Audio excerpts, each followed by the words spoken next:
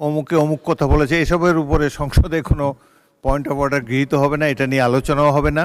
জরুরি কিছু থাকলে আপনার সংশ্লিষ্ট মন্ত্রীর সাথে সরাসরি যোগাযোগ করেন।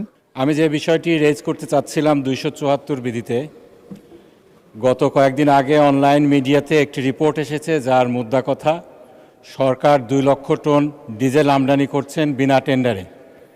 এটার ব্যাপারে সিরিয়াস প্রশ্ন উত্থাপিত হয়েছে এবং সেখানে বলা হয়েছে যে আমি ব্রিটেনে যেই ল ফার্মে ল চেম্বারে ব্যারিস্টার হিসাবে প্র্যাকটিস করতাম, আমার এক কলিগকে নাকি এই কন্ট্রাক্ট দেওয়া হয়েছে।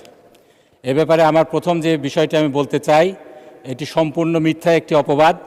আমার চেম্বারের কোনো কলিগ এক্ষেত্রে কোনো টেন্ডারে অংশগ্রহণ করেছেন কিংবা পেয়েছেন এরকম কিছু আমি পাইনি। দ্বিতীয় যে বিষয়টি সেটি হলো এটার বিষয়ে যে অপপ্রচার চলছে, এই ব্যাপারে মাননীয় জ্বালানি মন্ত্রী যিনি আছেন তার একটু সুস্পষ্ট ব্যাখ্যার দাবি রাখে। 2 লক্ষ টন জ্বালানি তেল কিভাবে আমদানি হলো, কোনো এক্ষেত্রে কোনো যেই স্বচ্ছতা অবলম্বন করা হয়েছে কিনা এই বিষয়টি জানানো দরকার, যাতে জানতে চায়। 3 নম্বর যে বিষয়টি, মাননীয় জ্বালানি মন্ত্রী একটি বিষয় উত্থাপন করেছেন আমার এলাকার ব্যাপারে। তিনি বলেছেন আমার নির্বাচনী এলাকা সাথিয়া, সেখানকার নাকি এক জামাত নেতার কাছ থেকে তেল উদ্ধার করা হয়েছে, তাকে সেখান থেকে তেল উদ্ধার করা হয়েছে।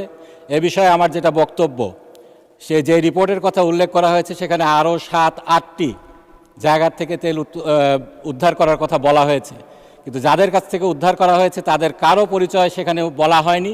শুধুমাত্র সাথিয়ার কথা বলা হয়েছে, সেখানে নাকি জামাত নেতার কাছ থেকে তেল উদ্ধার করা হয়েছে। এ ব্যাপারে মাননীয় স্পিকার আমি খোঁজ খবর নিয়েছি। যার কথা বলা হচ্ছে জনাব আলাউদ্দিন, আমার সাথিয়া নির্বাচনী এলাকার একটি ইউনিয়নের তিনি বাসিন্দা। সেই জনাব আলাউদ্দিন জামাত ইসলামের কোনো নেতৃবৃন্দর, কোনো র্যাঙ্ক অ্যান্ড ফাইলের কেউ নন, জামাত ইসলামের তিনি সদস্যও নন। যেটা হয়েছিল সেখানে তিনি তেল ব্যবসা করেন। তিনি 2 ড্রাম তেল নিয়ে এসেছিলেন, 200 খুব সম্ভব 465 লিটার তেল তিনি নিয়ে এসেছিলেন। সেটা যখন উদ্ধার করা হয়, স্থানীয় লোকজন তখন বাধা দেয় এবং বলে যে এই তেল আমাদের জন্য আনা হয়েছে, একটু অপেক্ষা করেন, জামাতের যিনি আমির আছেন তিনি আসবেন, তখন এটা ফয়সালা হবে। জামাতের আমির সেখানে জানও নাই, এ ব্যাপারে তিনি কোনোভাবে অবহিতও নয়। কিন্তু যেহেতু জামাতের আমিরের নামের কথা সেখানে উল্লেখ করা হয়েছে, উপজেলা জামাতের আমির, সেজন্য রিপোর্ট করা হয়েছে তিনি জামাতের সংশ্লিষ্ট কেউ, জামাত নেতা। এ ব্যাপারে আমার সুস্পষ্ট বক্তব্য, যারা এর সাথে জড়িত আছে, এটা ইনক্লুডিং যদি আমাদের সম্মানিত বিরোধী দলের নেতাও হন, তার এলাকার লোক হয় কিংবা আমাদের যারা কেউ হয়, সুষ্ঠু তদন্ত সাপেক্ষে সবার বিচার হওয়া উচিত। আমি চ্যালেঞ্জ দিয়ে বলতে চাই, আমাদের সংগঠনের সাথে আর কেউ এই ব্যাপারে জড়িত ছিল না। ধন্যবাদ মাননীয় সদস্য।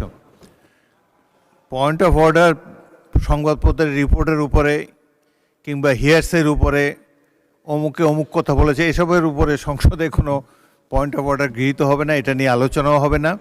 জরুরি কিছু থাকলে আপনার সংশ্লিষ্ট মন্ত্রীর সাথে সরাসরি যোগাযোগ করেন। সংসদে জাতীয় গুরুত্বপূর্ণ বিষয় নিয়েই আমরা আলাপ আলোচনা চালাবো। স্পেসিফিক 2-1টি বিচ্ছিন্ন ঘটনা নিয়ে সংসদে আলোচনা করার স্কোপ নাই। আমি দিনের কার্যসূচিতে ফিরে যাচ্ছি।